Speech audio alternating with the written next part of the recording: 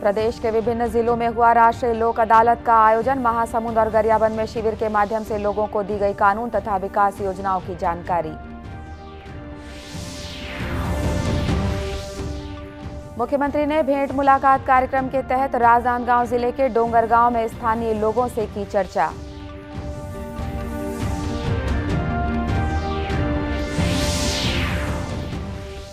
भानु प्रतापपुर उपचुनाव में प्रत्याशी चयन के लिए भाजपा ने भेजा 5 नामों का पैनल।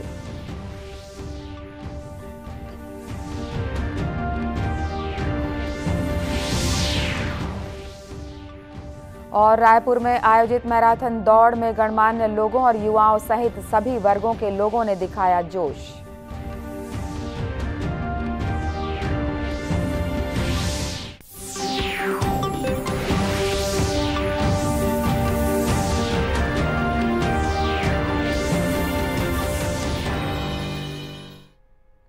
नमस्कार, आप देख रहे हैं दूरदर्शन समाचार। मैं हूं अनुराधा दुबे। अब समाचार विस्तार से। महासमुंद में कल राष्ट्रीय लोक अदालत का आयोजन किया गया। जिला विधिक सेवा प्राधिकरण द्वारा आयोजित इस लोक अदालत में अनेक लंबित मामलों की सुनवाई की गई। इनमें से अधिकांश प्रकरणों का मौके पर ही समाधान किया गया। शिविर के दौरान सरकार की विभिन्न योजनाओं के तहत मिलने वाले मुआवजे और क्षतिपूर्ति के भुगतान को मंजूरी दी गई। इस संबंध में जिला और सत्र न्यायाधीश भीष्म पांडे ने बताया कि लोक अदालत का मुख्य उद्देश्य यही है कि इसमें गरीब और बेसहारा लोगों को निःशुल्क और त्वरित न्याय उपलब्ध कराया जाए, साथ ही लंबित प्रकरणों के बोझ को भी कम किया जाए। लोक अदालत में जिला विधिक सेवा प्राधिकरण के सचिव दामोदर प्रसाद चंद्रा ने बताया कि इस शिविर के माध्यम से महासमुंद जिले के दूरस्थ क्षेत्रों से आने वाले अनेक ग्रामीणों के वर्षों पुराने प्रकरणों का समाधान किया गया।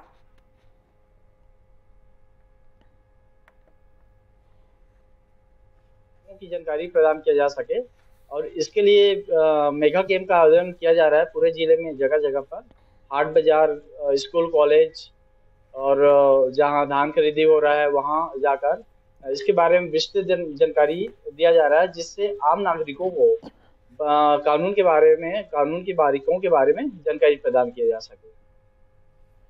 इस दौरान महिला और बाल विकास विभाग, समाज कल्याण और कौशल विकास सहित अन्य विभागों की कल्याणकारी योजनाओं की जानकारी भी दी गई।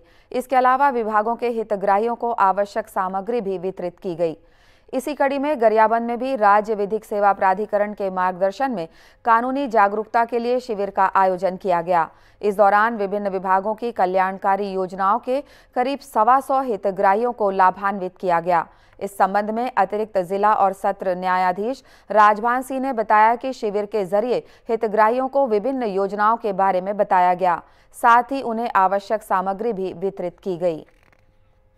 कहीं पे रैलियां हो रही हैं, कहीं पे इस टाइप के कार्यक्रम हो रहे हैं और भी तरह तरह के कार्यक्रम हो रहे हैं। तो उसी अभियान के तहत ही गरियाबंद में भी आज ये कार्यक्रम रखा गया है और अधिक से अधिक कानून की जानकारी लोगों तक पहुँचे और सब लोगों को न्याय प्राप्त हो। कोई भी व्यक्ति किसी भी प्रकार की आर्थिक या किसी प्रकार की शारीरिक निर्योग्यता के कारण न्याय प्राप्त करने से वंचित न रह सके, ये सब प्रयास किया जा रहा है।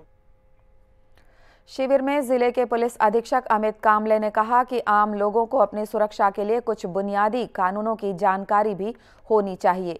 शिविर में उपस्थित लोगों को अपने अधिकारों की रक्षा से संबंधित कानूनों के बारे में विस्तार से बताया गया। मुख्यमंत्री भूपेश बघेल ने अपने भेंट मुलाकात कार्यक्रम के दौरान कल राजनांदगांव जिले के डोंगरगांव में स्थानीय लोगों से मुलाकात की। इस दौरान उन्होंने स्थानीय अधिकारियों के साथ समीक्षा बैठक भी ली। मुख्यमंत्री ने कहा कि प्रदेश में बड़े जिलों को विभाजित कर छोटे जिले बनाए जा रहे हैं। राज्य सरकार के इस कदम से प्रशासन को जिले के हर गांव तक पहुंचाने में मदद मिलेगी। उन्होंने अधिकारियों से कहा कि वे प्रशासनिक अमले को सुदूर ग्रामीण क्षेत्रों तक पहुंचाने के लिए हर संभव प्रयास करें। इस मौके पर मीडिया से बात करते हुए मुख्यमंत्री ने कहा कि भेंट मुलाकात के जरिए वे स्वयं सरकार की विभिन्न कल्याणकारी योजनाओं की जानकारी ले रहे हैं, साथ ही स्थानीय लोगों की मांगों और समस्याओं को सुनकर उनका समाधान करने के लिए भी कदम उठाए जा रहे हैं। मुख्यमंत्री ने कहा कि जिले में धान खरीदी के संबंध में अधिकारियों को निर्देश दिए गए हैं कि किसानों से धान खरीदने के बाद उन्हें तत्काल भुगतान की व्यवस्था भी अनिवार्य रूप से की जाए।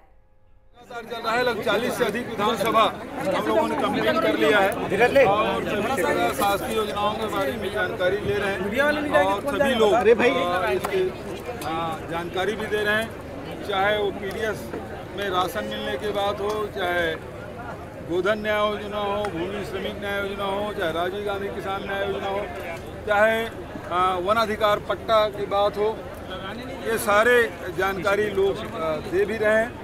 और कहीं जाति प्रमाण पत्र की भी बात हम लोग कर रहे हैं, नामांकन बंटवारा की भी बात हो रही, नरवा गरवा घुरवा बाड़ी की बात हो रही, तो सभी लोग अपनी जानकारी भी साझा कर रहे हैं इस मंच के माध्यम से। और जहाँ ज़रूरत पड़ रही है वहाँ सुधार के लिए निर्देश भी जारी हो रहा है और अधिकांश जगह अधिकांश कार्यक्रम से लोग अपनी संतुष्टि व्यक्त कर रहे हैं। 1 नवंबर से धान उठाव भी हो रहा है, लोगों को पैसा भी मिलना शुरू हो गया है, तो सभी काम व्यवस्थित रूप से चल रहा है। श्री बघेल ने कहा कि ग्रामीण क्षेत्रों में विकास कार्यों की लगातार निगरानी की जा रही है, साथ ही विभिन्न विकास योजनाओं का प्रचार प्रसार भी किया जा रहा है ताकि अधिक से अधिक हितग्राहियों को इन योजनाओं का लाभ मिल सके। प्रदेश में आगामी विधानसभा चुनाव को लेकर राजनीतिक सरगर्मियां तेज होने लगी हैं। जहां एक ओर कांग्रेस के पदाधिकारी राज्य सरकार की योजनाओं के प्रचार प्रसार में जुट गए हैं, वहीं दूसरी ओर विपक्षी दल भाजपा ने भी बैठकों और कार्यक्रमों के जरिए जनता तक अपनी बात पहुंचाना शुरू कर दिया है। इसी कड़ी में भानुप्रतापपुर उपचुनाव के लिए कल रायपुर में पार्टी की चुनाव समिति की बैठक हुई। भाजपा के प्रदेश मुख्यालय में हुई इस बैठक में उपचुनाव के लिए प्रत्याशी चयन पर चर्चा हुई। बैठक की अध्यक्षता करते हुए भाजपा के राष्ट्रीय सह संगठन महामंत्री शिव प्रकाश ने कहा कि पार्टी को इस उपचुनाव में अपनी पूरी ताकत से प्रचार प्रसार करना है। बैठक में प्रदेश भाजपा अध्यक्ष अरुण साव, पूर्व मुख्यमंत्री डॉक्टर रमन सिंह, नेता प्रतिपक्ष नारायण चंदेल और राज्यसभा सांसद सरोज पांडे सहित चुनाव समिति के सभी सदस्य शामिल हुए। बैठक के संबंध में जानकारी देते हुए प्रदेश भाजपा अध्यक्ष अरुण साव ने बताया कि भानुप्रतापपुर में स्थानीय लोगों से चर्चा के बाद 17 संभावित नामों की सूची चुनाव समिति को प्राप्त हुई थी। इनमें से प्रत्याशी चयन के लिए 5 नामों का पैनल बनाकर भाजपा की केंद्रीय चुनाव समिति को भेजा गया है। की बातचीत की और उस बातचीत के दौरान 17 नाम विधानसभा प्रत्याशी के लिए उनके पास आए। उन नामों पर विचार करके 5 नामों का पैनल आज हम केंद्रीय चुनाव समिति को भेज रहे हैं। केंद्रीय चुनाव समिति उस पर निर्णय करेगी और वहां से प्रत्याशी की घोषणा होगी। गौरतलब है कि विधानसभा के उपाध्यक्ष रहे कांग्रेस विधायक मनोज मंडावी के निधन से भानुप्रतापपुर सीट पर उपचुनाव होना है। इसके लिए बीते 10 नवंबर से नामांकन शुरू हो चुका है। राजधानी रायपुर में आज छत्तीसगढ़ मैराथन का आयोजन किया गया। द ग्रेट छत्तीसगढ़ रन के नाम से आयोजित इस मैराथन के अंतर्गत 4 श्रेणियों में दौड़ हुई। इसमें 42 और 21 किलोमीटर के अलावा 10 और 6 किलोमीटर की दौड़ भी शामिल थी।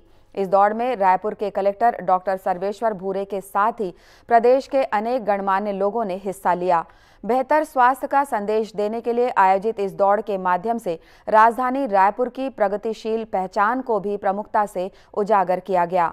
इस दौड़ के आयोजन से जुड़े डॉक्टर विनय तिवारी ने कहा कि मैराथन दौड़ के माध्यम से प्रदेश के लोगों को स्वस्थ जीवन के लिए प्रेरित करने का प्रयास किया जा रहा है। और हमारा उद्देश्य है जनता में जागरूकता लाना स्वास्थ्य के प्रति, और हम उनको बोलते हैं कि आप रनिंग को अपनाइए और उसको करिए ताकि हर आदमी स्वस्थ रहने के प्रति एक कदम ले। रनिंग बहुत ही आसान चीज़ है और हर उम्र हर वर्ग का आदमी कर सकता है। इसके लिए बहुत तैयारियां भी नहीं चाहिए, हर आदमी कर सकता है। इस दौड़ में रायपुर के युवाओं ने भी पूरे उत्साह के साथ भाग लिया। इस आयोजन में विभिन्न सामाजिक और सांस्कृतिक संस्थाओं के पदाधिकारी भी बड़ी संख्या में शामिल हुए। दूरदर्शन केंद्र रायपुर से प्रसारित होने वाले प्रादेशिक समाचार को आप YouTube पर भी देख सकते हैं। हमारे YouTube channel Chhattisgarh DD news पर प्रादेशिक समाचार उपलब्ध रहेगा। YouTube चैनल का लिंक और QR कोड आप स्क्रीन पर देख सकते हैं। अपने एंड्रॉयड फ़ोन से QR कोड स्कैन कर आप छत्तीसगढ़ DD न्यूज़ लिंक पर जा सकते हैं। इसके अलावा छत्तीसगढ़ DD न्यूज़ फेसबुक और ट्विटर पर भी उपलब्ध है। अब कुछ खबरें जिलों से।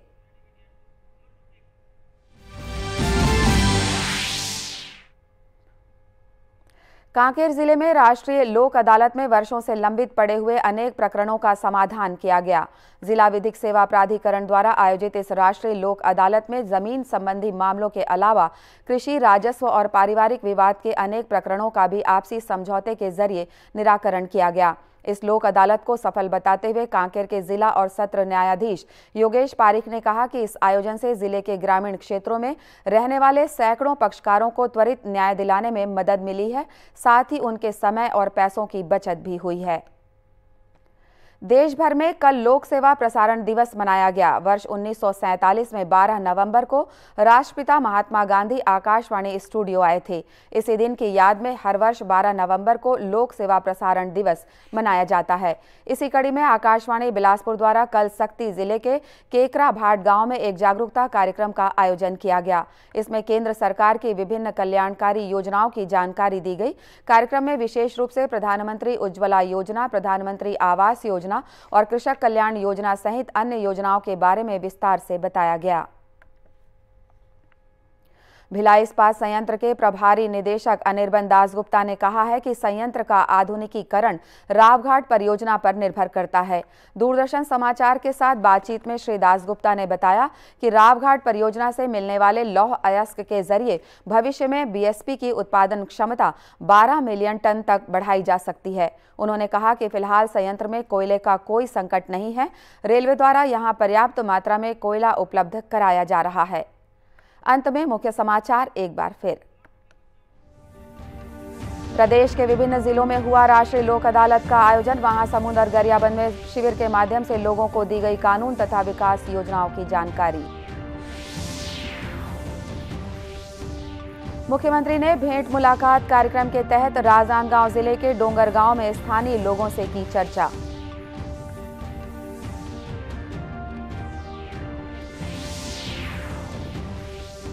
भानु प्रतापपुर उपचुनाव में प्रत्याशी चयन के लिए भाजपा ने भेजा 5 नामों का पैनल।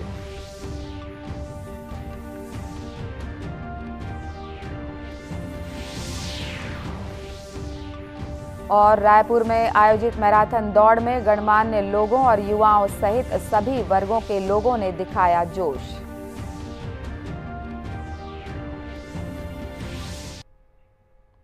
इसी के साथ ये समाचार बुलेटिन समाप्त हुआ। नमस्कार।